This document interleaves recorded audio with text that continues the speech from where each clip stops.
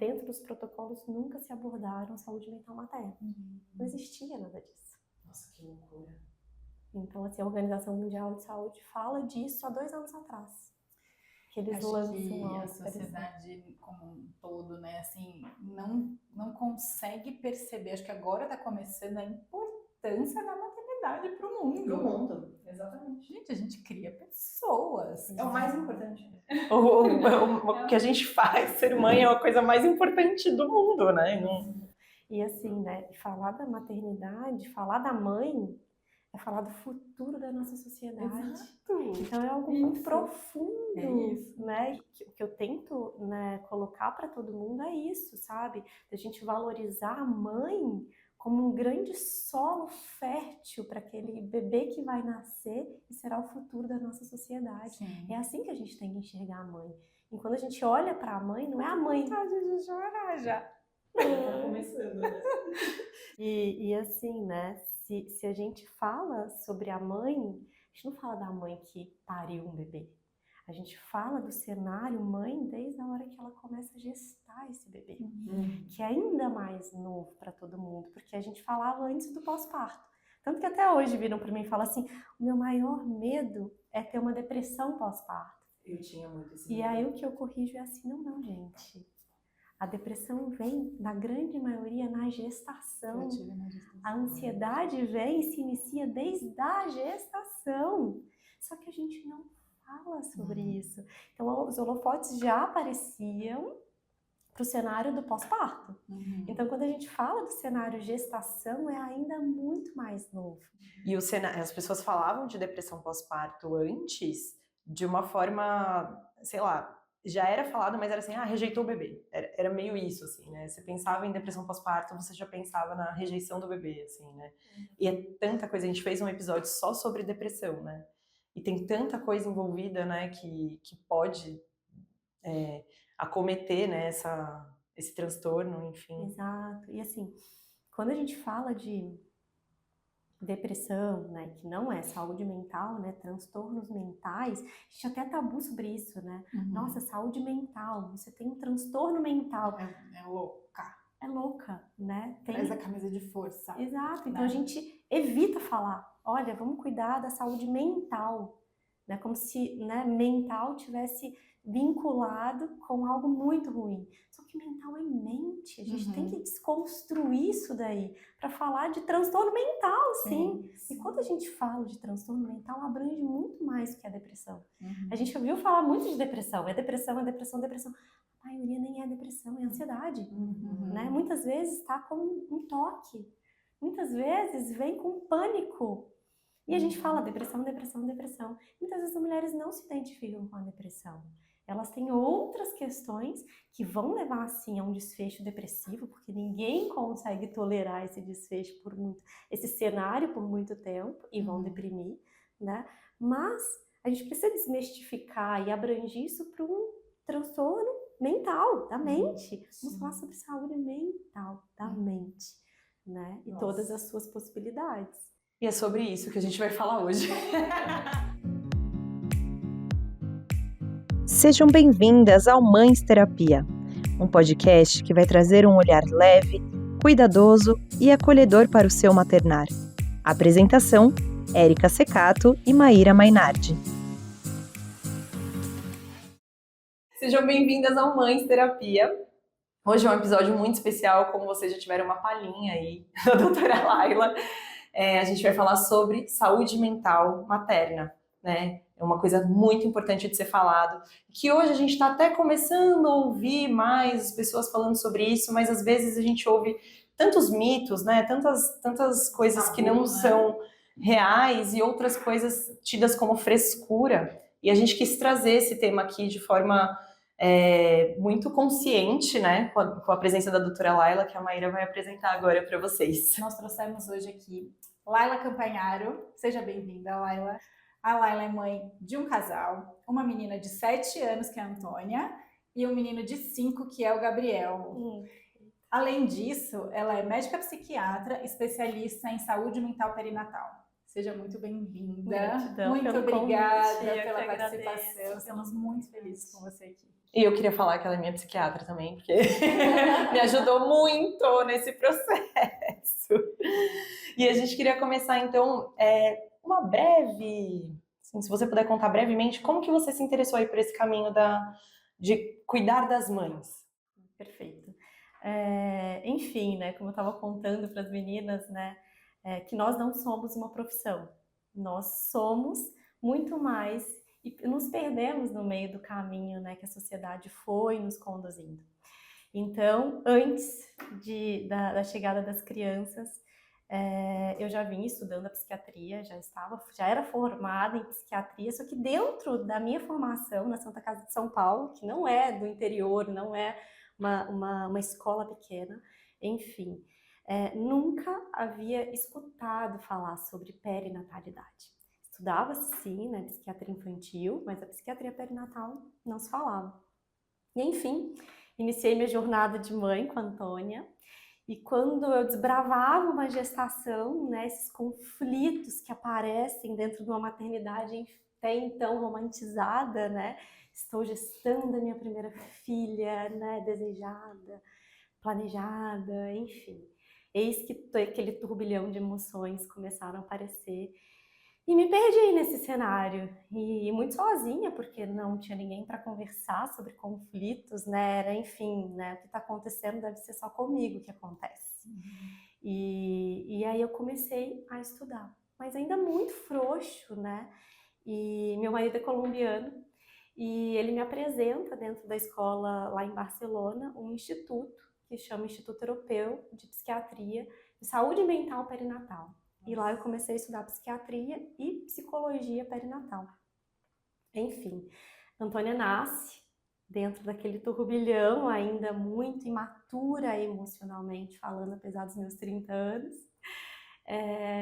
E foi muito intenso, muito intenso. E logo depois chega Gabriel. E aí foi já nesse meio termo da chegada da Antônia e do Gabriel que eu começo a estudar profundamente a perinatalidade. Então eu falo que a perinatalidade surge depois da minha maternidade, né? Depois dos meus conflitos, das minhas próprias questões, né? De tentar me encontrar, porque são os nossos buracos, nas nossas sombras, que a gente também vai construindo o nosso novo eu. Sim, né? sim. E aí eu comecei a encontrar esse caminho para me ajudar, mas também para ajudar outras mulheres também a se encontrarem, né? Que legal. Geralmente a gente passa por uma dor e aí a gente enfrenta aquela dor, a gente, né, transcende aquilo ali e aí a gente consegue ajudar outras pessoas. É muito bonito isso, é muito legal. É muito forte. Né? Muito forte. Muito forte. E trabalhando com mulheres, assim, né? Então é uma... Nossa, é uma força que vem, não sei nem se falar da onde, assim, né? Exato. E sabe que, né? É uma área que eu me identifiquei tanto, eu tenho vontade de chorar, né? Porque, assim, você vê em cada pessoa que você olha, é um pouco de você, né? Então não é assim que eu estou num lugar e eu não me identifico com cada realidade. Então, assim, quando eu tô dentro do hospital avaliando mulheres, eu cheguei a falar assim, eu não consigo avaliar essas mulheres em 10, 15 minutos, eu passo horas com elas. Porque em cada meandro que eu entro desse caminho, né, são situações muito lindas e únicas, apesar de sofridas, dolorosas, que a gente precisa intervir, né? Então, falar de mãe é falar de uma história daquela pessoa, né, que naquele momento foi emergida, né? A criança tem essa potência de sacudir, né, aquela mulher, de sacudir aquela família, porque a gente não sacode só a mulher, né?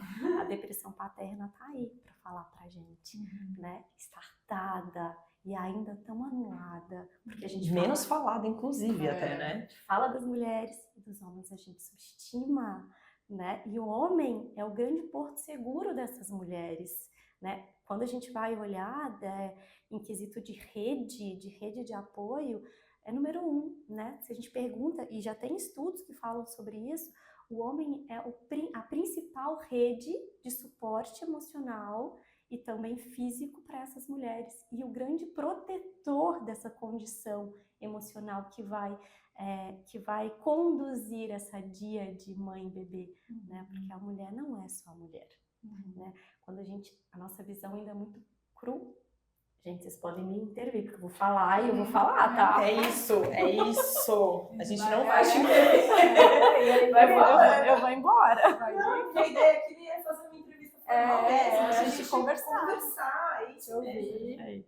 E assim, quando nós falamos, né, dessa díade mãe-bebê, né, essa díade, ela vem sendo construída desde o intraútero, né? Então, quando a gente fala do cenário emocional dessas mulheres, a gente fala dessa construção de vínculo desde a gestação até esse pós-parto.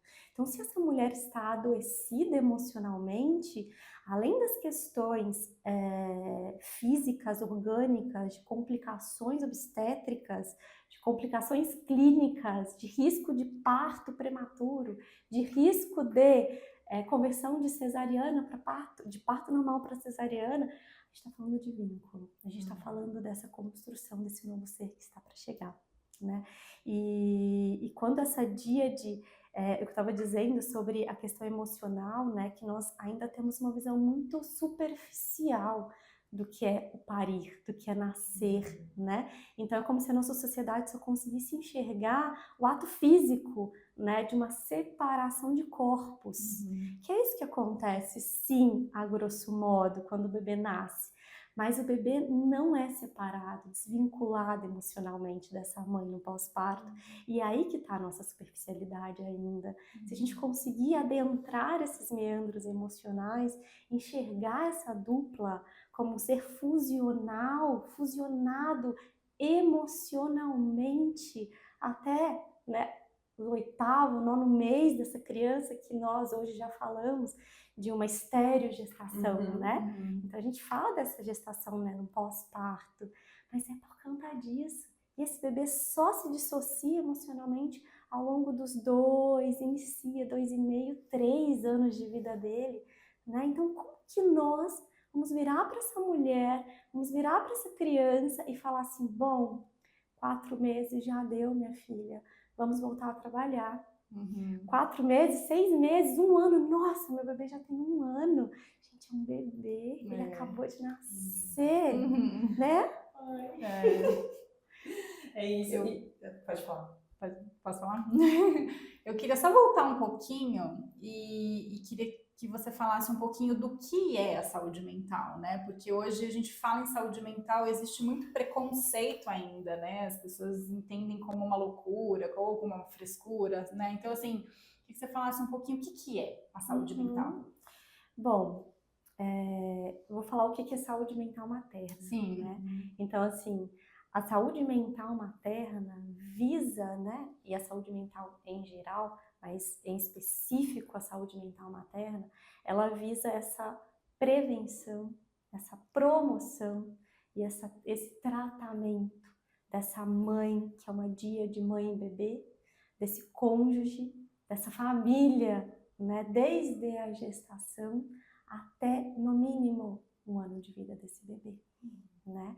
Então, assim, quando a gente fala de saúde mental, de saúde emocional, tá tudo junto ali, né? A gente fala dessa trilogia: promoção, prevenção e tratamento da saúde psíquica e emocional dessa mulher, que vai impactar diretamente na saúde dessa criança e dessa família, né? Sim. E aproveitando isso que você falou antes e agora, desse vínculo, né, que acontece por uma questão física, inclusive, né, durante a gestação,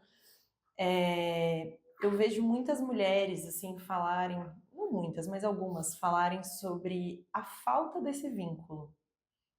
Quando falta esse vínculo, tanto na gestação, durante a gestação, quanto no pós-parto, né? Muitas vezes, assim, é aquilo, a gente saiu da romantização e foi para um lugar, tipo, não tem vínculo nenhum, né?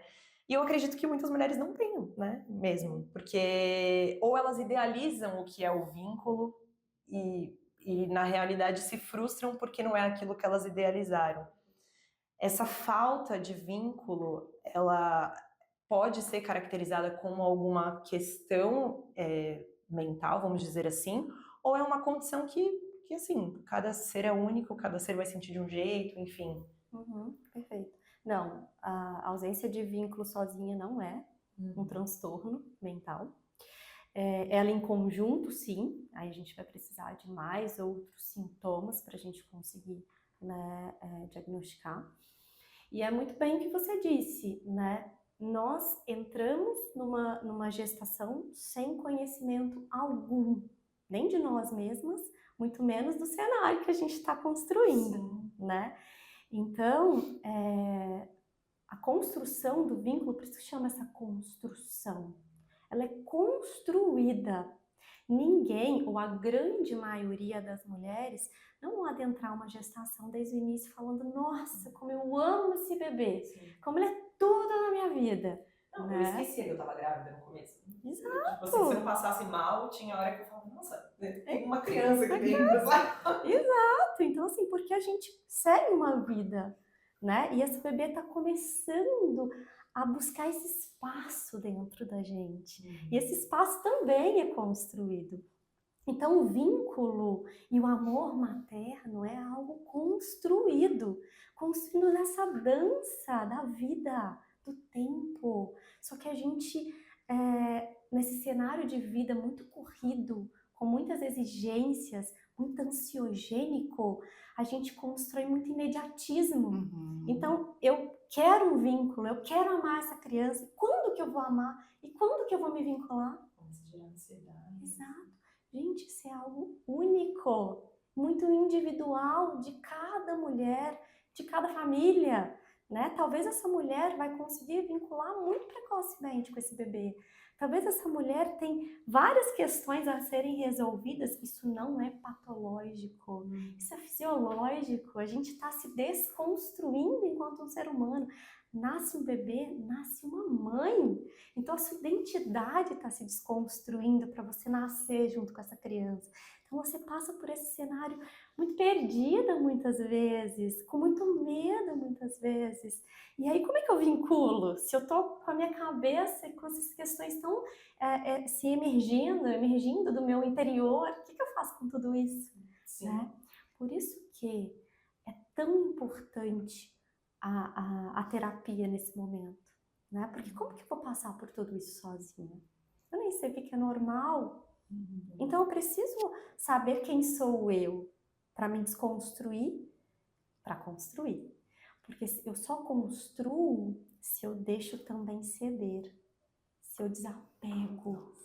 Se eu não desapego, eu não crio espaço, não tenho espaço para construir um novo. E aí muitas mulheres chegam nesse pós-parto cheias delas, saturadas delas. E na hora que vem o novo, não cabe, eu não consigo.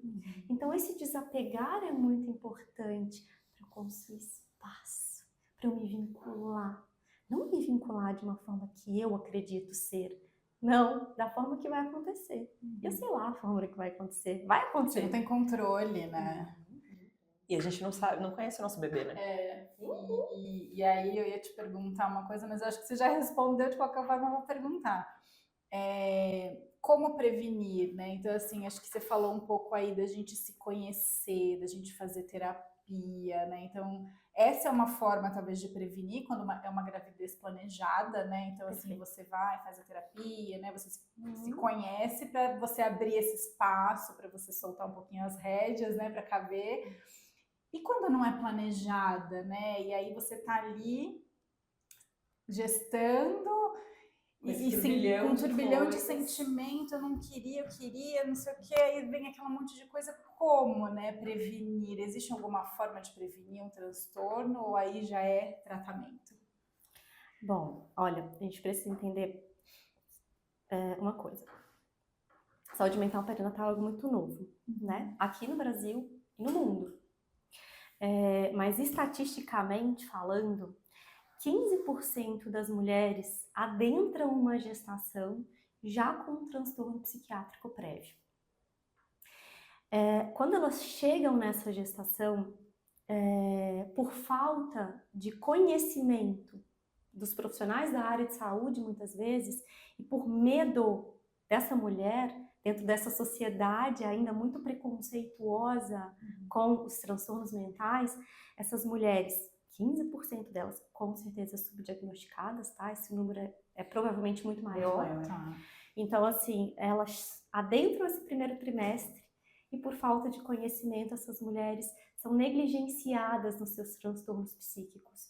E elas são, né, se veem sozinhas e se veem muitas vezes por orientação para retirarem as medicações que elas faziam uso.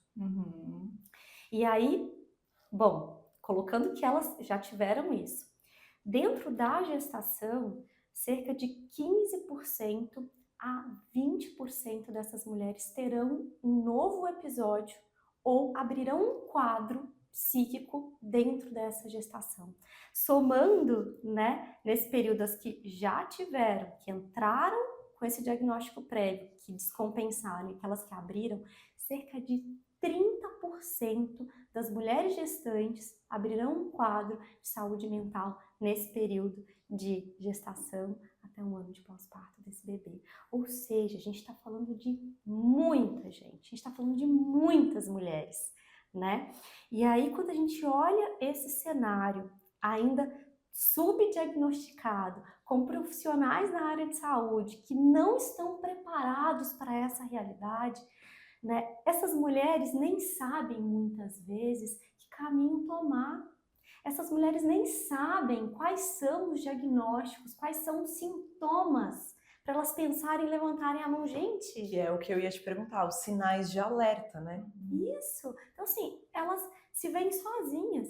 Então, eu falo de subdiagnóstico porque muitas vezes elas não reconhecem que elas estão doentes.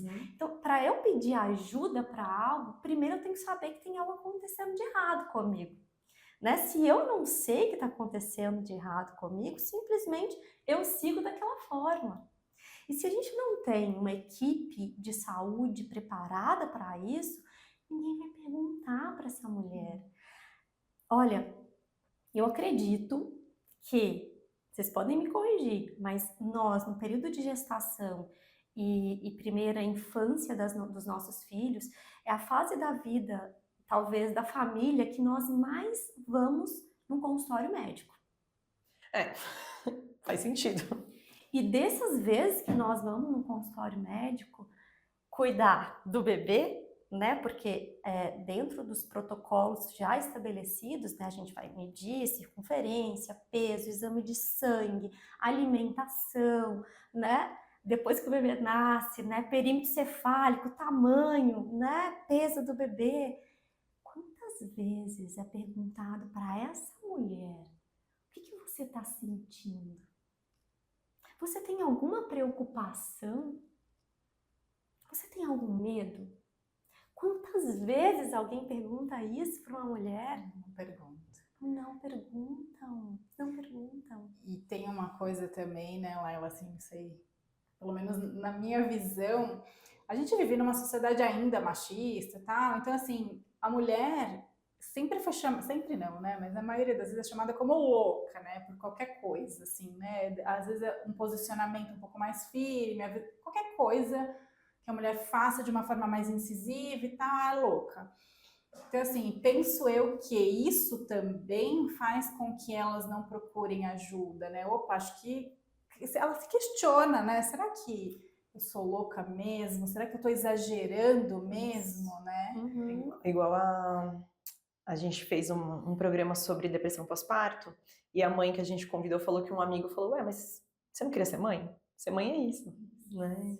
E aí você fala, meu, como assim? Alguém fala isso pra pessoa que está com depressão? Ele não sabia, mas se você tá falando que você não está bem, a primeira coisa que você faz é falar, ué, querida, você não queria ser mãe? Olha só. Exato. Você não tem escuta. É. E eu acredito que muito dessa falta de questionamento é porque ninguém quer escutar. Porque quando você abre esse espaço, como você está se sentindo, é algo muito grande que você pode receber ali. E essas pessoas não estão preparadas para escutar. Sim. Nossa, é isso. Eu tenho uma amiga que ela foi mãe recentemente, né? E ela comentou comigo, assim, que ela não estava bem e tal. que ela ia procurar ajuda, ela não estava se sentindo bem. E uma das coisas que ela sempre relatou para mim, assim, nesse período foi: eu tenho a sensação que as pessoas perguntam para mim como eu tô, mas elas não querem ouvir como eu tô de fato, porque se eu começar a falar, elas não vão prestar atenção. Eu achei tão forte isso, porque no caso eu tava aberta para escutá-la, sabe? E eu falei, mas eu tô aqui, pode falar, assim, mas ela tinha essa sensação. Não sei se porque ela tinha tentado falar com alguém e não teve essa escuta, ou era uma sensação dela, enfim, mas eu acho que se liga muito com o que você tá falando da escuta mesmo, né? Eu tive essa sensação, né? Assim, porque não me escutavam, né? No caso não era nada da sua cabeça. Não me Você até tentou falar, escutaram, né? e aí eu fiquei com isso, sabe? Eu falei, nossa, eu acho que realmente eu tô exagerando, né? Imagina. E assim, não foi essa última gravidez, nem uma das duas, na verdade, foi planejada, né? Mas essa foi mais intensa pra mim, né? No sentido de, putz, 40 anos, sabe assim? Não, meu filho já grande, não sei se eu quero, o casamento não tava lá essas coisas, né? Eu fiquei, putz, não sei e tal. E aí teve um momento que eu falei, nossa, eu não tô bem. E aí, né, não teve essa escuta. E aí eu fui ficando, sabe? Eu fui ficando. Ainda bem que eu sou uma pessoa esclarecida, Sempre assim, procurou, e que né? sempre procurei, faço terapia desde os 18 anos. Aí eu falei, não, tem alguma coisa estranha, tem alguma coisa errada aqui. E primeiro eu falei com o obstetra, inclusive ele, depois eu acabei mudando, mas ele chegou a conversar com meu marido, sabe? De falar mesmo, ó. Ele falava assim na consulta, faz uma massagem no pé dela, sabe assim? Faz uma massagem, faz isso o quê? E ele falou, Maíra, você precisa procurar um psiquiatra, né? Acho que vai ter que intervir sim, você vai precisar tomar medicação. E eu preocupada com a medicação, né? Preocupada com o bebê e tudo. Mas no final das contas eu procurei um psiquiatra, tomei a medicação, estou tomando ainda. E é isso, mas eu senti muito isso, sabe? De não me escutar, né? E aí eu falei, bom, eu acho que é coisa da minha cabeça. Sou eu, né? Mesmo sendo uma pessoa que faz terapia desde os 18 anos. Imagina uma pessoa que não tem acesso, ou que nunca fez, ou que ainda tem um preconceitozinho. A pessoa vai e entra nessa doença aí, né? Entra nos transtornos, vai mergulhando aí, é um buraco sem fim, né? E assim, né, pra gente pensar, quais são os fatores de risco para esse adoecimento, né? E você mesmo disse, a gestação não planejada entra como um dos principais fatores de risco, né? Presença de transtornos prévios entra. No meu caso. Complicações obstétricas, né? Ou seja, é tão fácil virar e falar assim, você é uma gestante de alto risco. E te jogam no ar. E aí, né? E aí? Não, é só isso que eu tô recebendo. Né? Então, eu ter uma complicações obstétricas ou ter complicações clínicas entra como fator de risco. Presença de pessoas da família, né? Histórico familiar. Não, eu nunca tive nada, mas meu pai tem, minha mãe tem, a minha irmã teve. E aí? Eu posso abrir sim, né? Gente, perda gestacional. Então, eu tinha perdido um bebê 1 ano antes. E aí, depois que eu perdi, eu sofri bastante, sabe? Eu sofri muito. Mas é porque você perdeu um bebê, cara. Você perdeu um filho, né? Pelo amor de Deus. Tipo, eu não imaginava. Eu era a pessoa preconceituosa, sabe? Exato. Eu era a pessoa que falava assim, mas né, acontece, né? É comum, mas dói pra caramba. Nossa, eu não consigo nem imaginar, assim. Eu fiquei muito mal. E aí, quando aconteceu isso, eu falei, não quero mesmo. Agora eu digo que eu não quero mesmo. E de repente veio. Então, assim, aí veio, eu não queria, mas eu queria porque eu tinha perdido. Tudo assim. E isso é uma coisa e muito o medo de perder. comum. Porque, assim, cerca de 60% a 80% das mulheres que tiveram uma perda gestacional irão engravidar novamente no primeiro ano após a perda. E elas irão engravidar com esse luto em andamento. Morrendo de medo. Exato. Só que se esse luto não estiver sendo acompanhado, é que essa mulher vai entrar nesse cenário com esse medo. O medo vem da onde? O medo vem dessa questão de necessidade de controlar que a gente não tem. Então, eu quero controlar, mas eu não posso controlar, então tudo foge das minhas mãos. E quando eu olho para esse medo, o que esse medo vai começar a trazer para mim? Ansiedade. Ansiedade, gente. Então, a maioria dessas mulheres entram já com transtorno de ansiedade em curso. Eu ia no pronto-socorro toda semana, sem necessidade nenhuma. Gestante? Bem no início, assim. Isso. Porque eu falei, eu só queria ver se o coração tava batendo. Porque da última vez que eu fiz do outro, o coração parou de bater. Olha, E aí, eu falei, meu assim, Deus. o que a gente vê, né? Quais são, o que a gente pode pensar, né? De sinais e sintomas para o adoecimento psíquico das mulheres, para a doença mental nas mulheres. Porque às vezes as mulheres não vão virar e falar assim, eu estou deprimida. Eu estou Aliás, é muito triste, difícil que falem, eu imagino que né? isso seja... Não, gente, então a gente primeiro tem que olhar o que essa mulher está trazendo pra gente, porque ela não vai chegar pra gente falando isso. E isso que você falou é algo muito habitual. São mulheres extremamente preocupadas com medos descabíveis. Então, são mulheres que frequentam pronto-socorro, né? São mulheres que já saem de uma consulta querendo um ultrassom para cada semana ou a cada 15 dias. Depois eu comecei a melhorar, mas eu chegava no pronto-socorro e eu falava assim, olha, eu vou ser bem honesta com você, pra enfermeira. Eu só tô ansiosa. Eu só quero saber se meu filho tá bem. Isso! E ela falava, tá bom, né? Tipo, assim, o bom é que eu fui acolhida todas as vezes que eu fui. E eu abria, né? Eu falava, é isso. No começo, não. Eu inventava um negócio, sabe? Tipo, eu tô uma dor, né? Sei lá, eu inventava qualquer coisa. Depois eu falei, não, cara. Eu vou inventar mais o quê? Não, eu vou falar a verdade. A real. Eu E preciso aí- começar a reconhecer pra mim, né? né? E aí foi aí quando o obstetra falou, Maíra, você precisa procurar ajuda, né? Porque como é que você vai ficar assim durante a gestação inteira, né? Nossa, Né? tipo, 40 semanas. Já pensou? Exato. E aí o que começa a acontecer, né, com toda essa preocupação? Então, a preocupação é uma delas, mas outra situação também muito característica de pronto-socorro. Mulheres que frequentam o pronto-socorro por hiperêmese, por dor de cabeça, enxaqueca, por dores no corpo. E todo mundo fala, toma essa medicação, interna a mulher com hiperêmese gravídica e não entendem que isso é um sofrimento psíquico que está sendo transbordado de forma psicossomática. Nossa, as pessoas não falam sobre isso, gente. Só medicam a paciente com aquela bomba de soro que tem tudo quanto é coisa ali dentro, né? Menos esse acompanhamento psíquico que ela está gritando, aliás, ela está vomitando o que não está cabendo dentro dela. Eu preciso expressar, mas eu não sei como eu expresso isso. Ai, gente, Ninguém lê isso nelas, né? Uma outra situação muito comum, insônia. A gente usa a insônia, não, mas é assim mesmo. A mulher começa a ficar incômoda com a barriga e ela não dorme porque levanta para fazer xixi. Gente, mas se você perguntar, ela levanta para fazer xixi e não volta a dormir. Ela levanta 30 vezes. Será que não é o sono superficial que faz ela ficar levantando para fazer xixi? A minha teoria era que Deus estava preparando para a privação de sono. Ela criou uma coisa ali pra escapar, tá ótimo. Já estou sendo preparada. Acho que foi um pouco pior depois. Né? Então, assim, a privação de sono ou o cansaço, fadiga.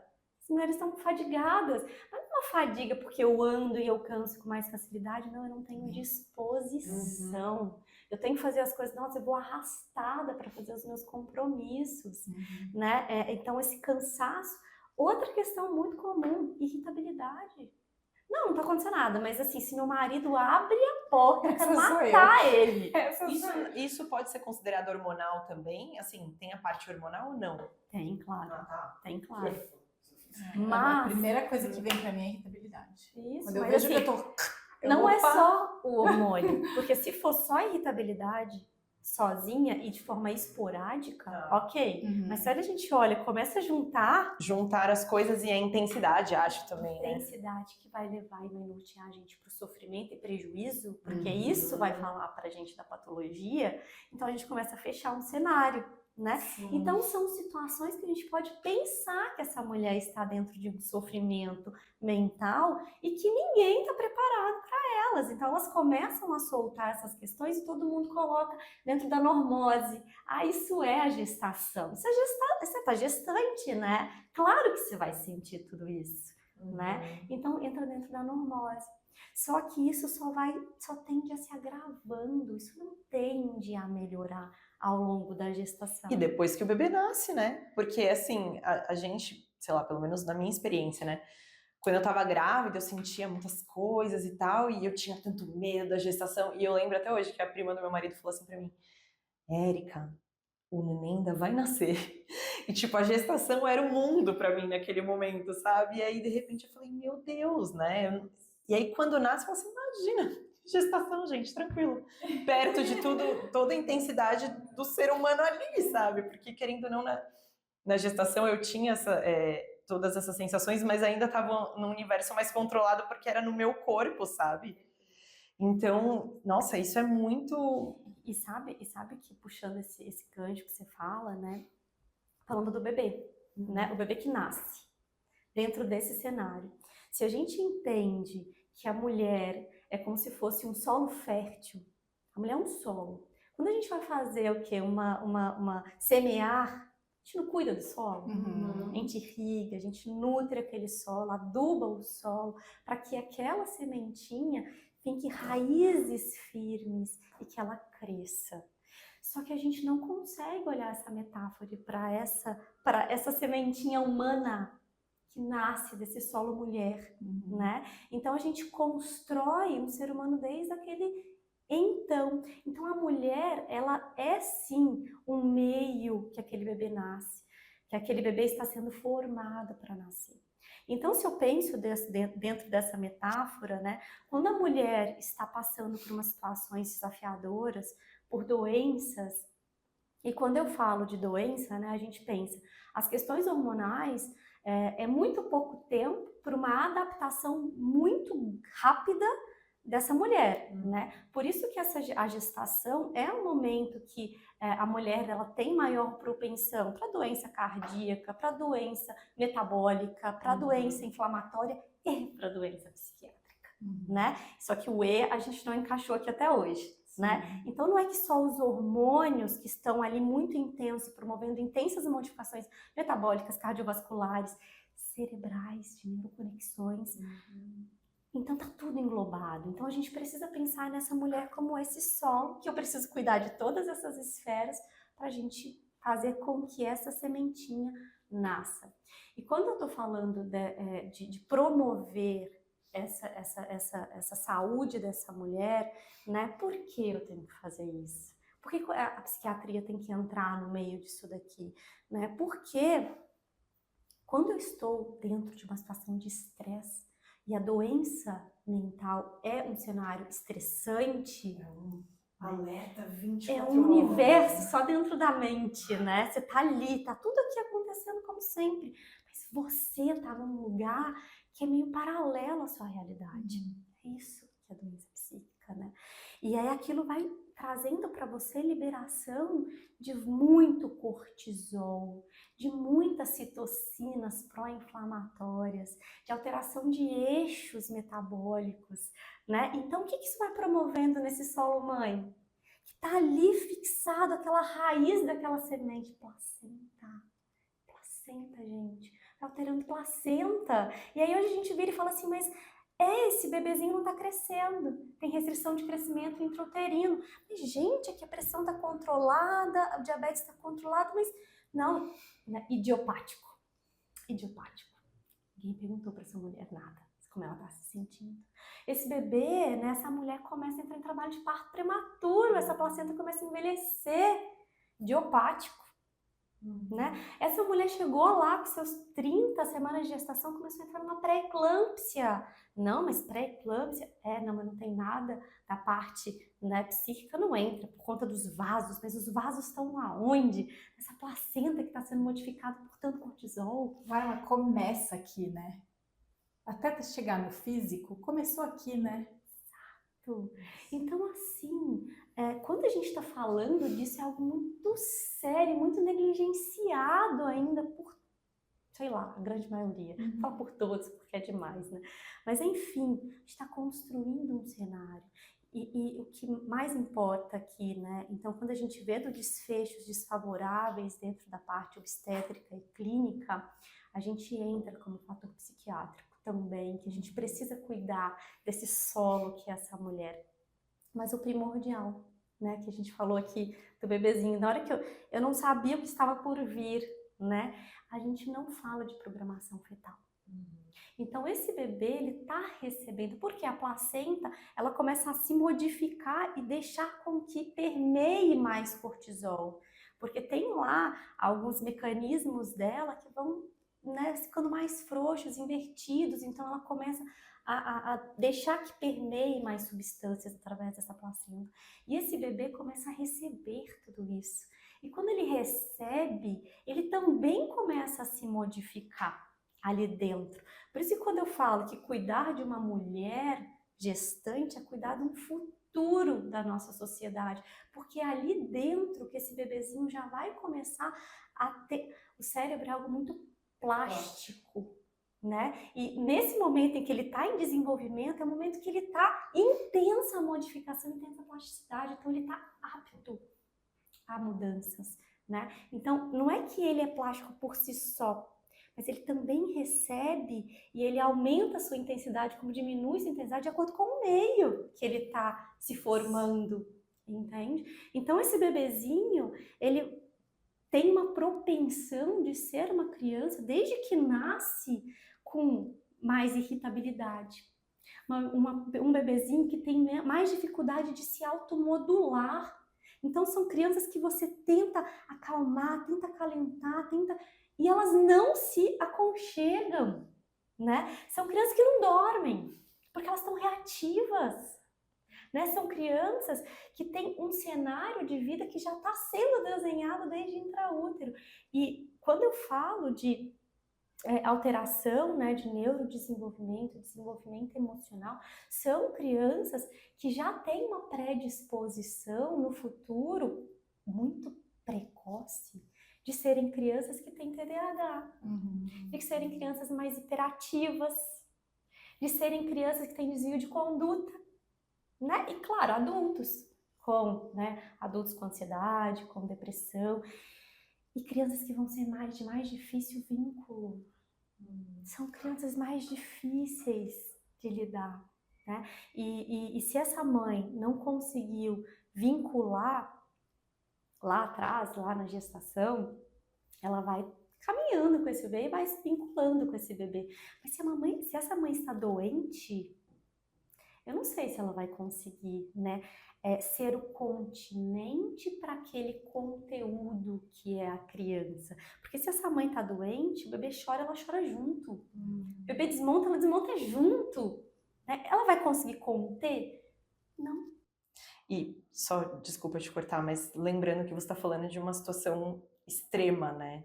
Porque a gente ouve muito assim, você não pode ficar estressada porque senão você vai passar para o seu filho e aí a culpa materna. Ai, meu Deus, o meu filho, né? Então... Isso não é de situações pontuais, tá? É uma situação extrema e recorrente, né? Exato. Eu preciso de uma frequência. Então, assim, o estresse, ele é habitual do dia a dia, né? Agora, se eu tenho estresse contínuo, seja ele por trabalho e eu vivo num ambiente estressor, isso vai impactar na minha gestação. Sim. Então, assim, pode ser até que eu ainda não manifeste uma doença psiquiátrica, mas você vive num ambiente estressor que te gera estresse. O que estresse faz? Liberação de cortisol. Sim. Nossa, eu fiquei estressada a gestação inteira. Mesmo tomando a medicação, assim. Mesmo com a medicação? Mesmo com a medicação. Diminuiu bastante a irritabilidade, tudo, mas eu fiquei estressada a gestação toda. E aí, você tá falando, eu tô pensando, né? Tô pensando no nenê, tô pensando como ele ia fazer, né? E assim, em relação a vínculo, em relação a uma criança de ter o aconchego, de dormir bem, tudo isso ele faz, de comer bem, tá? Então, assim, eu tô tranquila em relação a isso. Mas ele tem um negócio que ele tem uns medos, que eu sempre falo que eu não sei de onde vem esse medo, sabe? Medo de barulho. por exemplo, ligar o liquidificador, às vezes até mesmo a panela de pressão. A panela de pressão ele já consegue ouvir o barulho. Mas hoje, por exemplo, a gente foi fazer uma tapioca e aí meu marido ligou o exaustor. Ele ficou barulho?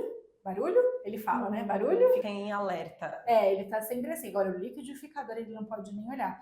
E eu sempre fico assim, meu Deus, de onde vem esse medo? De onde vem esse medo? E a família do meu marido tem uns medos, assim, né? Uns medos. A mãe do meu marido, principalmente, né? Outro dia ela até foi lá em casa e falou muito sobre o medo. Ela tem medo, às vezes, de sair de casa. Ela é muito assim, a criança não pode se mexer, que ela já tá com medo de cair e tal. Super protetora. Tem uns medos, mas... Então eu levava muito para esse lado, assim, né? De não, a família Parte comportamental. do vamos meu dizer marido assim, tem né? uns medos, então... Mas agora, você falando... Depois desse diálogo. Talvez o estresse da gravidez também, sabe, tenha gerado alguma coisa nele. O medo de eu perder pode ter passado para ele, né? E assim, ele tem 1 ano. Uhum, Ele é muito você, uhum. né? Então, lembra que o bebê é um ser funcional. A Maíra sempre fala pra mim, ela fala assim, como que você quer que o Dom durma? Olha como você é elétrica. Aí eu falo, é verdade.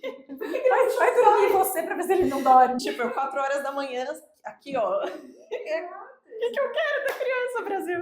Exato, então assim, ele faz... eles têm neurônio espelho, né? Então assim, essa é a potência do bebê, né? Ele é uma alma muito pura ainda. Então ele faz a leitura do seu inconsciente. Talvez ele traz para você algo que nem você consegue raciocinar, tá inconsciente. Eu te pergunto, você fala assim, não, Laila. Mas ele lê lá dentro. E é onde ele mostra, né? Então muito do que os bebês, as crianças mostram é o nosso inconsciente. Nossa, isso faz muito sentido. E aí é onde nós precisamos nos conhecer. Porque se eu consigo traduzir isso, a gente liberta eles. Traduzir através da gente, né? Da gente poder verbalizar, da gente poder trazer isso pra gente e, claro, falar com eles. Você dá mamãe, isso não é seu, tá tudo bem. Né? Eu lembro numa consulta que eu fiz com você, que você falou uma coisa pra mim que foi assim, eu ainda tenho as questões, né, do sono, todo mundo já sabe disso, porque eu só falo disso, mas foi um divisor de águas. Você falou assim pra mim, tá, você tá aqui falando do sono do Dom, e o seu sono? Você tá dormindo? E eu, não, mas ele acorda e fica acordado? Não, ele acorda, ele pega uma peito e fala, então dorme, você tá no colchão no chão. Aí eu falei, por que eu não durmo? Tipo, foi tão assim, nossa, por que eu nunca pensei em dormir? Sabe? E aí eu falei, nossa, e aí que eu consegui de vez em quando apagar. E, tipo, eu falo que as minhas melhores noites são quando eu não sei o que aconteceu à noite, porque eu me permiti, e aí eu sempre acordo com a sensação, nossa, a noite dele foi melhor, mas nem sei, é que a minha foi, né? Então isso se liga muito com o que você tá falando, da gente tratar a gente primeiro, né? E não só quando eles estão na barriga. Exato, perfeito. Né? Porque eles são um contínuo nosso. E o pai, nesse meio aí? Tudo bem, o vínculo maior é com a gente, né? Principalmente agora, nessa fase de 1 ano. Mas e o pai? Então, né? O pai é muito importante. Obrigada. Né? O pai, ele é peça-chave para isso. A família é peça-chave, né? Porque, assim, o pai, ele tem esse papel de proteção desse ninho que está sendo construído. Então, quando a mulher está gestante, né, o homem se vê muito perdido. Né? Muitos homens não se sentem nem né, grávidos, né? Não vinculam com essa nova realidade. Muitos deles só depois que o bebê nasce, e aí isso concretiza, se materializa para eles. Mas essa função do homem é muito importante. Por quê? Quando o homem está próximo dessa dupla, né, essa mulher diminui cortisol, ela se sente protegida, ela se sente amparada, então ela se sente segura para gestar. O homem pode ir se vinculando com a criança. Lembra que a criança também escuta, né, intraútero? Então, quanto mais presente esse homem está, mais essa criança também vai entendendo essa outra figura que também o espera nesse momento. O homem é a peça-chave para esse parto. O parto é um momento muito sexual, muito íntimo dessa mulher, desse bebê, dessa família. Então, se o homem está presente nesse momento de parto, ele consegue também trazer esse momento de abrir-se para algo novo chegar.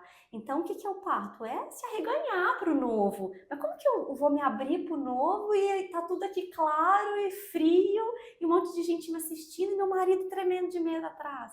Bom, gente, vamos todo mundo fazer essa dança que começa, claro, no start do bebê. Quem fala que está pronto é o bebê. É tão linda a comunicação.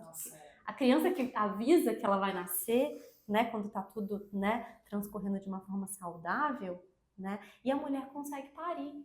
Agora, se ela não sente esse apoio, muitas vezes o parto vai ser um parto prolongado, o parto vai ser um parto mais doloroso, com mais tipos de intervenção. Então, pode ser até que esse parto seja convertido numa cesárea com essa mulher. Eu me preparei, quantas vezes eu não escuto isso, gente? Me preparei a gestação inteira para esse parto.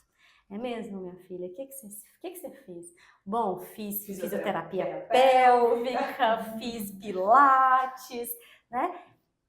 E tá, e você entendeu que o parto vem da sua mente? Que o start vem de todos os hormônios que você vai liberar se você estiver dentro dessa sintonia com o seu bebê e consigo mesma? Ah, não, ninguém nunca me falou sobre isso. Não pariu. Pariu do jeito que ela não queria. Pariu com várias questões que permearam esse parto, né? Você tá falando e eu tô ficando emocionada. E eu tô orgulhosa de mim. Ai, que linda! Por quê? Porque assim, eu tive várias questões na gestação, sabe? Tive ansiedade, depressão, né? Tive essa questão de não sentir a proteção. Eu tive algumas coisas, né? E eu tinha muito nessa gestação uma coisa na minha cabeça, né? Que eu queria ressignificar o parto anterior, que o anterior não foi legal, foi cesárea, nasceu prematuro, não sei o quê. E era aquele negócio de eles me amarrarem, sabe esse negócio assim? Que demonizado. Que depois você para pra pensar na violência. Ah, mas aqui, de novo, há 15 anos, isso não era tão E lá em Manaus, né? Tipo, não era aqui em Se São a gente Paulo. tá falando há 3 anos, que tudo tá aparecendo, 15 anos. E aí eu tinha isso, né? Que eu queria ressignificar. E no começo, eu olhava aquele cenário e eu falava, como que eu vou ressignificar esse parto com esse cenário aqui, né? Tipo assim, não me sinto acolhida, não me sinto protegida, me sinto largada. Tô tomando medicação porque tô com depressão, né? Assim, sabe? Meu parto foi lindo. E por que você acha que foi lindo? Perfeito. Foi lindo, assim. E aí chegou num ponto da gestação que eu falei, cara, é por mim, por Isso. ele. É por mim, por ele. Isso. E aí eu esqueci o resto e falei, quem vai me proteger e proteger o neném sou eu. Mas esse é o principal trabalho, porque a mulher ela tem que acreditar nessa força que ela tem. Então, quando a mulher está deprimida, ela acaba se sentindo mais fragilizada. Quando esse cenário é desfavorável, ela se sente mais acuada. Então, é muito mais difícil ela entender que ela é protagonista, que pode, ela tem esse poder interno para fazer isso. Então, quando você fala, eu me sinto, né, muito vitoriosa por tudo isso, porque eu consegui, dentro desse cenário difícil, ainda construir esse meu protagonista, essa força interior que me fez parir, né? De uma forma linda, sabe? Assim, foi muito... Gente, foi lindo, assim. Oi, ele nasceu com 40 semanas e 1 dia, foi parto normal, foi tudo... Sabe assim, tudo... Eu falei, eu contei... A Erika viu um vídeo esses dias. Eu chorei horrores. Gente, parecia um chá da tarde, sabe assim? Não, a Maíra, e eu no meu parto xingando. Ah, cara! E a Maíra... E eu sentada lá na banqueta, plena. a médica, a pediatra, elas são mulheres, toda sentada, a gente conversando, e eu pedindo anestesia, porque tava doendo muito. Aí elas, mas já tá aqui, né? Tipo, ele tá aqui. Se você tomar anestesia, pode perder um pouco, né? Tá bom, então me traz um café. Ai, linda! Lindo! E levaram o café, tipo, sabe? É isso! E aí o meu marido que recebeu, isso também foi uma coisa muito legal, que eu pedi pra ele, e ele também teve que ressignificar muita coisa, sabe? Pra ele também não foi fácil, né? Eu tô falando de mim, mas existe a parte dele, né? E ele falou, não, vamos lá. E ele estava presente. Ele recebeu a criança, sabe? Tipo, vou chorar. Lindo, lindo. E o tanto que isso faz transcender. Nossa, O tanto que isso te traz essa força para você cuidar dessa criança. Sim. Quando você se sente dessa forma, você fala, nossa, agora eu tô pronta para qualquer coisa. Isso, é isso. Né? Porque o lance do parto, assim, eu entrei muito, e eu percebi isso há tempo. Que eu entrei numa disputa comigo mesma, de que eu conseguir ter o parto normal que eu queria, idealizei, estudei, né, porque eu tava numa competição comigo, sabe? Eu falei, o que eu quero provar, né? E aí eu saquei isso, terapia, muita terapia, muita terapia. E aí, claro, durante meu parto eu tive umas questões do tipo, eu não queria tomar analgesia de jeito nenhum, só que eu não tava mais aguentando, eu pedi analgesia, eu comecei a chorar porque eu não queria tomar, foi aquela coisa.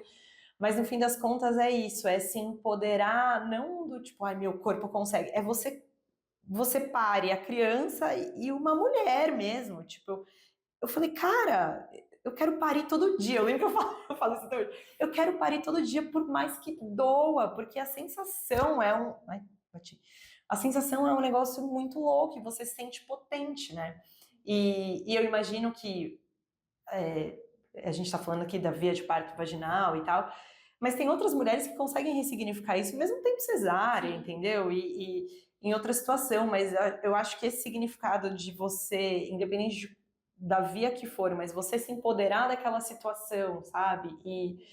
E conseguir transcender através do bebê ali É algo que você disse que é muito importante, né? O que é idealizado e o que é real, né? Porque nós estamos numa sociedade que idealiza muito, constrói o que é padrão, rotula muito. Então, hoje em dia, no passado era só parto cesariano. Deus que me livre de sentir dor no Eu era parto. essa pessoa. Né? Hoje em dia, né? hoje em dia, se você tiver cesárea, você é menos mãe, né? Nossa, mas você, né? Você é muito fraca. Você não vai sentir dor, viver essa experiência única na sua vida. Então a gente entra nesses lugares muito extremos. E competitivos, no fim das contas, né? Porque no fim, gente, você pariu a criança, qual que é o principal dali do momento? E o principal é você estar dentro desse cenário. Você não se sentir, né, como algo secundário. Porque é aí que está a importância da via de parto, a importância do parir, não da via de parto. E é isso, eu posso parir tanto vaginal quanto cesariana e eu posso estar presente, posso estar atuando no meu parto, eu posso estar sendo ouvida, sentindo que eu estou nesse parto, eu estou parindo meu filho. Porque antigamente a gente amarrava, então a gente não via nada. Então, hoje eu quero a minha criança. Conversando ainda, o cara tá te cortando e tá falando. E falando da vida dele. Né? Quem faz o parto, meu médico que fez o meu parto. A gente falava isso, meu médico que fez o meu parto. Agora a gente até mudou esse termo, né? De parto assistido, né? Então, assim, a gente precisa desconstruir isso daí. E a ideia, assim, desconstruir uma ideia que é rígida. Porque eu posso planejar, eu posso estudar, eu posso, né, fazer essas atividades, esses exercícios físicos que sim vão propiciar, né, uma melhor abertura dessa pelve. Enfim, eu posso, só que eu não posso ir para o parto rígido. Eu tenho que ir para o parto entendendo que eu não escolho nada, como nada eu escolho nessa vida, gente. Né? Eu não tenho controle disso. Soltar. Soltar. Então, quando eu vou entendendo que sim, eu tenho esse desejo, nós vamos tentar seguir essa linha para que isso aconteça. Mas que não é uma regra. Isso vai acontecer. Tanto que quando as mulheres chegam para mim, eu falo, você já fez plano de parto? Quando já estão perto de parir? E elas já, então qual que é a escolha? Tá ótimo, agora nós vamos fazer o outro plano de parto. O nosso plano B. Porque se isso daqui não estiver caminhando, você precisa entender que esse cenário também pode acontecer, ele também pode ser lindo, mas pode ser evento surpresa para você. Você precisa ir preparada para o que tiver que acontecer, preparada, mas pelo menos aberta, porque ninguém está preparado o suficiente, mas aberta para os cenários. Então, essa construção de todos os planos, certo? E estar dentro da realidade. Bom, essa é a minha realidade. Bom, eu estava planejando parir com 40 semanas de parto normal. Meu bebê chegou com 36 semanas, eu entrei num estado de pré-eclâmpsia, eu cheguei no hospital e tive que parir nesse mesmo dia. Meu mundo caiu. E essas mulheres se descompensam, tudo bem. Até pode ser gatilho, né, para algumas questões. Se a pessoa já tem uma predisposição a ter questões emocionais, assim. Só que é muita rigidez. Claro, eu vou descompensar, eu vou ficar uns dias, porque isso é natural, né? A gente tem um período de adaptação, porque é tudo tão rápido. Mas daí eu não consegui ressignificar e adoecer uma outra história, entende? Então eu vou ficar me adaptando ao que está acontecendo, mas eu vou saindo desse cenário. A mulher que está muito rígida, com uma ideia muito mais fixada em uma situação, ela tende a adoecer, certo? Isso é diferente. Certo? Mas falando do pai, né? Esse homem nesse pós-parto também é muito importante, né? Porque o bebê é um ser fusionado com essa mãe. O pai não tem como entrar nessa relação nessa mesma intensidade que a mulher, certo? Ele pode sim fazer coisas práticas, trocar uma fralda, isso vai construindo vínculos, né? Ele vai, e para mim, muito mais do que ele fazer, né, todas essas atividades com o bebê, é ele propiciar para essa mãe esse descanso. Então, eu fico com a criança enquanto você também consegue exercer algumas atividades para você, para o seu autocuidado. Existir, né? Porque essa mãe é esse bebê. Se essa mãe tá em burnout materno, essa mãe vai estar estressada, intolerante, essa mulher não vai estar dormindo, essa mulher vai começar a chorar numa intensidade, um choro muito mais fácil, ter uma flutuação de humor muito mais intensa. Brigar com esse marido, né, gente? O índice de divórcio no primeiro ano de criança é enorme, né? Então, assim, esse homem tem que entender que ele vai precisar sustentar e que ele vai precisar sair da figura de filho que talvez ele estava até nesse momento na relação e que ele vai ser sim secundário. Então ele precisa sair desse lugar para ele deixar essa criança existir para essa mãe. Porque se ele começa a competir com essa criança, a mulher vai ficar ainda mais perdida e mais desamparada. Então a gente precisa mais de irritada. um homem. A gente precisa de um homem. Então se esse homem não se prepara emocionalmente para essa situação que ele vai enfrentar no pós-parto, ele vai deprimir. Por quê? Eu me vejo secundário na relação. Eu não tenho mais lugar, mas é tudo que eu queria. Minha mulher, meu filho também, era isso que eu queria. E aí entra nessa divergência, nessa culpa, nesse julgamento, ou começa a falar com a mulher, você não me dá mais atenção, você não quer mais transar comigo. Já tem 6 meses que esse bebê nasceu e você não transa mais comigo. E a mulher, meu Deus, já tem 6 meses, eu não tenho mais libido. Gente, você vai ter libido? Sua libido tá toda voltada para essa criança. Não tem libido mesmo. Só que a sociedade cobra, o marido achando que tá certo, que é cobrado, né, o que é falado pela sociedade, cobra dessa mulher. Então, esse amadurecimento do homem, o homem precisa entrar nesse lugar também de amadurecimento, de crescimento. Então, se ele entra como só, né, coadjuvante, não, eu só vou ser pai quando ele nascer. Ele não entra nessa janela de oportunidade de transformação, para ele ir amadurecendo e se transformando para a chegada desse novo cenário que vai acontecer quando essa mulher parir, certo? E aí quando esse homem deprime ou tem qualquer outro transtorno em saúde mental, esse homem já não tem mais esse lugar de cuidado, essa dia de ficar desassistida. É como se a mulher efetivamente tivesse que cuidar de 2 crianças. E aí ela não consegue maternar essa criança mais, esse bebê da forma que ela teria como potência. E talvez essa mulher vai deprimir junto. E aí a gente vai ter um cenário muito ruim para essa primeira infância dessa criança, né? Então, assim, a saúde mental do homem, ela é muito importante. Esses homens precisam ser escutados. Quantos homens eu vejo, pais em leito de UTI, né? Ou que a mulher tá numa UTI, o bebê tá na outra UTI e ele lá chorando no corredor, porque eu preciso ser forte para os 2. A minha família tá ali, eu tinha os 2 e de repente não tem mais ninguém comigo. Ninguém escuta esse homem. Na hora que ele vai colocar isso para um amigo, provavelmente assim, não, tá tudo bem, cara, vamos ser forte. né? Você precisa ser forte agora para sua mulher. E ele assim, tudo que eu preciso é chorar, é demonstrar isso que eu tô sentindo para eu ressignificar. Isso quando eles colocam, né? É isso que eu ia falar, e tem muitos que nem colocam e nem tentam, né? Talvez também por essa cobrança de não pode chorar, de Sim, não sei o sim. quê, ainda mais na nossa idade, assim, né? Eles foram criados assim, né? De homem não chora, de homem não pode, não sei o quê. Então, às vezes, eles nem verbalizam, nem conseguem verbalizar, ou até eles mesmos têm aquele preconceito, né, de não, eu preciso ser forte, tá? Então é muito legal a gente falar sobre isso aqui, porque precisa falar assim, né, pode chorar assim, né. Saúde mental paterna é muito É importante. E você falando muito dessa questão dele ser secundário e tal, o meu filho não deixa meu marido ser secundário, entendeu? Eu amo. Ele não deixa.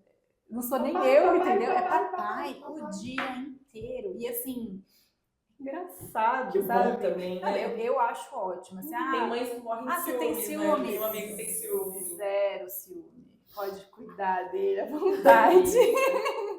A gente, assim, eu cuido dele o dia inteiro, tá? Amo. Mas assim, o pai tá em casa, Acabou pra ele, né? é o papai, é o papai, é o papai, é o papai. Essa noite ele até tá doentinho, né? Tá com febre, virou a noite com febre. Eu falei, ele dorme no quarto dele, mas eu falei, não, deixa ele aqui com a gente. E aí eu assim, ó, e ele ficava, papai, papai. Deixe, mãe. E o meu marido tem barba, ele gosta de ficar, e ficava, né, assim, na barba. Então, é engraçado, assim, o meu marido, nem que ele queira, Ele consegue. ele não consegue. Mas sabe que a criança, ela é um ser funcional. E ela é um ser funcional nos primeiros 8, 9 meses com a mãe. E depois ele descobre que ele não é a mãe. Então ele separa de corpo físico da mãe. Então ele entende que eu sou um indivíduo e essa pessoa que está aqui é um outro indivíduo. Por isso que aquela ansiedade, aquela angústia de separação. Porque ele entendeu que ele é um corpo separado, ele não tem essa memória contínua. Então se a mãe some, ele acha que a mãe desapareceu. Só que neste momento também é o momento que a criança abre a possibilidade de se fusionar com outras pessoas. Então ele pode ser, né, antes só um mãe-bebê ou um bebê-mãe, aí depois ele pode ser um bebê-pai, um bebê-vó, um bebê-irmão, um bebê professora da escola, um bebê, né, meu brinquedo que eu ganhei agora, por isso não, mas ele é tão egoísta, gente, mas isso aqui é ele não tá entendendo que é um objeto, né? Então é essa a grande magia da gente esperar o tempo dessa criança ir adquirindo esse amadurecimento a respeito do mundo, né? E é isso que você disse. E por que ele é tão vinculado? Porque esse homem é aberto emocionalmente para esse vínculo. A criança só precisa de amor, só disso. Então, se ela recebe, ela consegue se conectar afetivamente com alguém, ela se vincula, entende? Então, ela precisa de brincar. Gente, é uma coisa muito difícil de falar ainda na nossa sociedade, né? Porque hoje em dia nós temos ainda uma teoria de que o bebê precisa se socializar. Então, a gente coloca na escola numa defesa que nós temos de que, bom, já que tá tudo essa situação catastrófica, precisa me defender de algum jeito. Então meu filho precisa se socializar. Né? Então ele vai para a escola porque ele precisa conhecer outras crianças, ele precisa ir para o mundo, né? E sim, ele precisa disso, mas com que idade? Quando que ele precisa disso? Ninguém pergunta isso para a criança, né? Porque a criança nesses primeiros 2 anos, 2 anos e meio, né? A criança só precisa de segurança e de amor. Né? Então, assim, aquilo que ela vive dentro dessa casa, que a gente fala assim, mas é muito pouco para quem? Para você, talvez, que conhece um universo gigante em torno de você, para ela, é o mundo dela, né? E para ela tá lindo isso que ela tá vivendo, é tudo que ela precisa para adquirir todas as ferramentas para daqui a pouco, com 2 anos e meio, 3, desbravar esse mundo que vai começar a ser aberto para ela. Só que se você não nutre essa criança nesse primeiro momento de vida com amor, com autoestima, com segurança, porque é isso que vai provenindo desse ambiente seguro. Quando ela chegar lá na frente, ela não vai ter ferramentas para conseguir socializar. Vai ser uma criança mais arredia, mais tímida, uma criança que não vai ter essa segurança para desbravar, para explorar aquele mundo, crianças mais hostis, mais agressivas. E ainda que a criança vá para a escola antes dessa fase, você pode nutrir isso em casa, né? Com tempo de qualidade. Né? Então, assim, Né? a gente sabe que a realidade das pessoas são diferentes e a criança vai ter que ir para a escola com 5 meses, né? Tem muitas crianças que vão. Mas se você conseguir nutrir isso, o tempo que você tiver com ela e também procurar, né, dentro das possibilidades, um lugar que também acolha, né, para que ela possa se vincular de forma positiva nesse novo ambiente. Perfeito. E assim, é o que a gente tem. Né? Eu sempre falo isso com as mulheres. Qual é a realidade que a gente enfrenta hoje? Essa é a realidade, né? Que nós necessitamos trabalhar. Nós lutamos por isso, né? Esse lugar foi um lugar conquistado por nós, né? O mercado de trabalho é algo muito novo, a independência financeira da mulher é algo muito novo. E hoje, felizmente ou infelizmente, a família precisa dessa renda da mulher para Meu marido estava falando disso esses dias. É muito louco pensar que, sei lá, 40, 50 anos atrás, a realidade era completamente diferente, né? Exato. A mulher ficava em casa com uma rede de mulheres cuidando. Exato. Então, assim, esse momento é desse jeito. E para que isso aconteça, essas crianças precisam, né, estar em um ambiente seguro para elas. Agora, é o que eu estava falando das extremidades. Nós estivemos muito tempo dentro desse lugar que a mulher não tinha autonomia, que era submissa a uma questão. Hoje em dia nós estamos num outro polo em que a mulher está total fora de casa, desfocada da maternidade, né? Para que ter filho? Focada dela mesma. Dela Dela mesma. Dentro de uma briga ainda muito machista interna. Então esse polo masculino está muito vivo dentro da mulher. A mulher está desconectada do feminino, né? Então assim, estamos nesse extremo. A gente vai precisar equiparar isso daqui. Por que eu falo dessa questão de que a criança não precisa? E essa realidade, a triste realidade que a gente vive, né? Porque a gente vai precisar lutar. A gente não pode sentar e falar, bom, essa é a nossa realidade, tá muito bom viver desse jeito. Porque isso é mentira. Tá muito bom para quem, né? Talvez para quem escolheu não ter filho, né? E mesmo assim, por que essa pessoa não escolhe ter filho? Então, assim, tem vários vieses a pensar aqui. Então, o que a gente vai fazer? A gente vai precisar tomar consciência disso. Para que esses homens e essas mulheres, que no caso somos nós, hoje, né? Começamos a promover dentro dos lugares onde nós estamos essa mudança de pensamento. Para que a gente consiga, talvez não nós, talvez os nossos filhos, talvez os nossos netos, consigam exercer uma construção, uma paternidade, uma maternidade diferente do que a gente está vivendo hoje, né? Então, talvez em burnout, porque a gente tenta equilibrar fora de casa e dentro de casa. E a conta não fecha. Não fecha, estamos exauridos, estamos adoecidos por conta disso. E até quando a gente vai achar que isso é normal? A gente tentar equilibrar tudo isso e não conseguir se culpar por isso? Né? Então a gente precisa pensar, certo? Eu encontrei ontem, sexta-feira, no corredor do hospital, uma enfermeira, e eu falei, olha, você já tá aqui, né? E sua bebê? Ai, tá com 5 meses, olha que linda que ela tá, né? E aí ela virou pra mim e falou assim, Laila, a gente fala de gestação, um pouquinho de pós-parto e dá volta ao trabalho. Quem fala? Porque eu deixei meu bebê com 4 meses em casa. Eu precisava aumentar até 6, exclusivo. Então, esses 2 meses ela vai passar fome? O que eu vou fazer? Porque eu não posso amamentar no peito, né? Exclusivo até 6 meses. A introdução alimentar depois dos 6. Esses 2 meses aqui, o que eu faço com ela, então? A conta não fecha, né? A conta não fecha. E até quando a gente vai fechar o olho pra isso? Eu vivi essa realidade com meu filho de 15, né? Eu voltei a trabalhar, eu coloquei ele na escolinha com 4, 5 meses.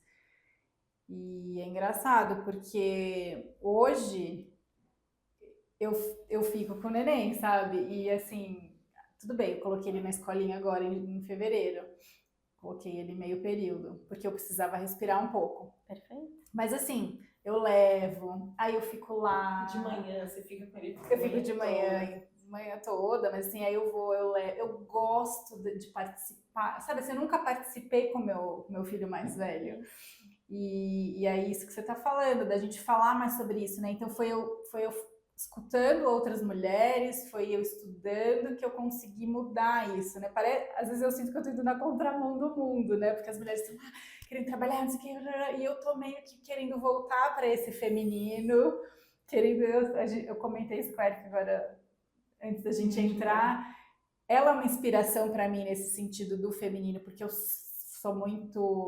tenho muito esse lado masculino, sempre tive, trabalhei muitos anos no mercado financeiro, que é 99% masculino, né? Então, parece que eu tô indo na contramão, mas não, eu tô indo na mão da via que é para ir mesmo, e eu espero que outras pessoas se inspirem nisso, né? Porque os nossos filhos precisam da gente presente. É muito importante a gente estar. Eu vejo, assim, no desenvolvimento do meu filho, quanto é importante eu estar pertinho, sabe? É muito maravilhoso. É muito maravilhoso. E hoje as mães que escolhem ficar em casa às vezes são mais julgadas até do que é uma loucura isso. Sabe o que eu falo? É um período, gente. É um período Curto, só que tão importante. É que a gente está vivendo uma vida tão imediatista que, tipo, 2, 3 anos é uma eternidade. Exato. Né? Mas são só 2 anos, 3 anos que eles vão precisar. Só não, mas assim, a gente fala o primeiro centênio, né? Os primeiros 7 anos são muito importantes para a formação deles.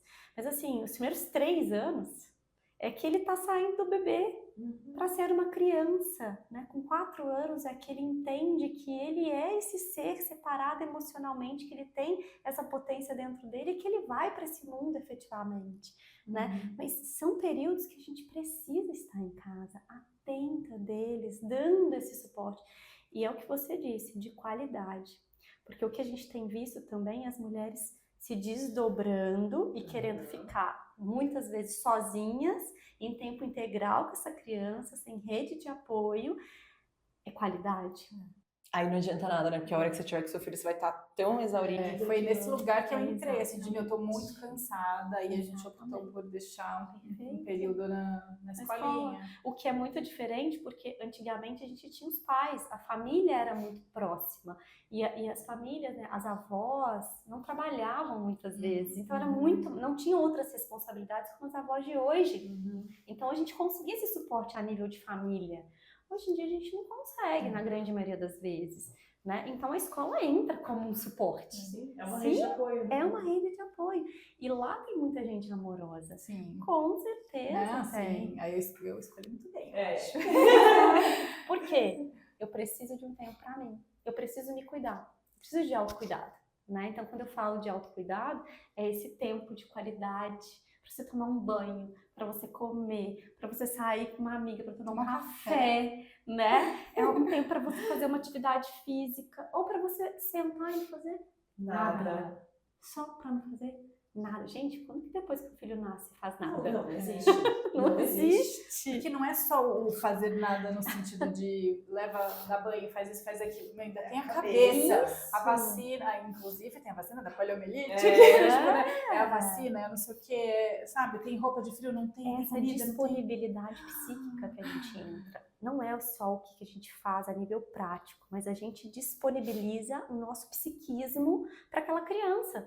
Isso é muito cansativo. É exaustivo mesmo, né? Sim, e a gente precisa entender isso. Mas você não escolheu ser mãe? Sim, eu escolhi, mas de longe eu imaginava que seria desse jeito. Porque a gente não imagina mesmo. Não imagina. E por isso que a gente precisa hoje, né, trazer essas mulheres para essa busca delas mesmas desde o início da gestação. Por isso que hoje nós precisamos que exista um cenário preparado para que elas consigam pedir esse apoio, né? Essa conscientização da sociedade, dos profissionais para esse segmento dessas gestantes e dessas novas mães, né? Para encerrar, eu queria fazer uma pergunta. Na verdade, assim, eu queria pedir para que você falasse alguma coisa para essas mães que estão sentindo que tem alguma coisa estranha, mas que elas não sabem exatamente se elas estão com algum transtorno, enfim, como que elas podem perceber que tem alguma coisa errada e como que elas podem buscar ajudas também. E ajuda, inclusive, assim, existe uma rede gratuita que elas conseguem esse acolhimento que, por exemplo, você dá, né, para os seus pacientes. Isso existe aqui no Brasil? Bom, não sei, primeiro, né? Primeiro, se deixar sentir. Se você está sentindo, observe, né? Pare de ser tão rígida, autocrítica com você mesma. Por que não escutar o seu coração, escutar o que você está observando de você? Eu não era desse jeito, eu não era tão irritadiça, eu não consigo mais relaxar, tô tenso o tempo inteiro, meu corpo dói. Não, eu não era desse jeito. Se questione, né? Então, acho que esse é o primeiro ponto. Se observar, se questionar e se permitir falar sobre isso, para buscar ajuda. E quando a gente fala disso, as pessoas que estão em volta são pessoas muito importantes, como o marido, as mães, as amigas, porque muitas vezes a pessoa não consegue observar isso nela. Então, as pessoas que são próximas podem pontuar: poxa, não é muito assim, né, que eu te conhecia, o que está acontecendo com você? Valide o que você está observando nessa pessoa, porque talvez ela precisa falar até para organizar o que ela está pensando e sentindo. Então, esse é um ponto muito importante.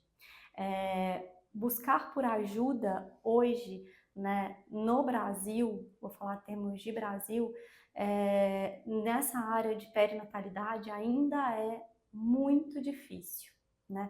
Ainda temos muito poucos profissionais que já fazem esse tipo de trabalho. Então, a grande maioria são profissionais a nível privado, né? O que eu sei que é uma realidade que nem todas as pessoas conseguem acessar, né? Mas infelizmente, o que a gente tem em maior quantidade. O que nós temos de apoio hoje a nível SUS é no Hospital das Clínicas. Eles têm ali dentro um grupo de apoio às mães gestantes e puérperas em período perinatal. Então, existe uma equipe dentro do Hospital das Clínicas que já realizam esse tipo de tratamento. Aqui em São Paulo. Aqui em São Paulo. Agora, se tem em algum outro lugar, eu não conheço a mais. Sim. Né? Nossa, foi uma aula, né? Foi uma aula, foi emocionante, foi tudo. Para mim é muito, muito satisfatório poder falar. Né? É um tema tão lindo, tão cheio de ocitocina. E você fala com tanto amor, né? Ela fala com amor, é muito... Gosta do que faz. Né? Isso Eu é sou muito apaixonada. Sou apaixonada, gente. Obrigada. É isso, eu que agradeço. Obrigada por ter topado. Gente, a gente queria agradecer muito vocês também que estiveram aqui com a gente. Não se esqueçam de se inscrever no canal, de ativar o sininho para receber os novos vídeos. E de compartilhar com a família, com os amigos. Com os maridos. Com os maridos, principalmente. E até a próxima, gente. Um beijo. Tchau.